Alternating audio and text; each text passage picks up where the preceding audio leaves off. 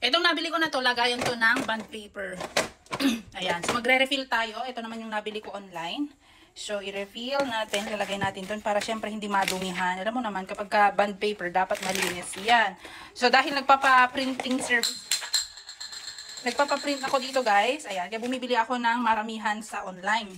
Itong binibili ko. At syempre, small. Para organized at mas madaling kumuha, bumili ako ng ganitong lagayan ko ng bond paper. Ayan. Kaya kung may estudyante kayo, ayan, kailangan nyo rin ng ganyan lagayan ng bond paper para hindi nakatambak kung saan-saan yung mga bond paper ninyo. Para hindi madumihan, syempre. Yun. Sakto, o diba? Short. Dito naman, A4. So, ito naman isa. Ayan.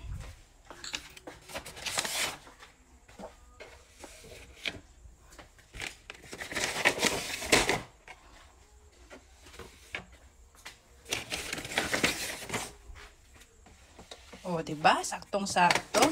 Yan. Para hindi madumihan. Kasi tingnan naman, ang dumi-dumi, oh. Ew! So, ayan. Nag-iw-iw. Ay, hindi nga naglilinis.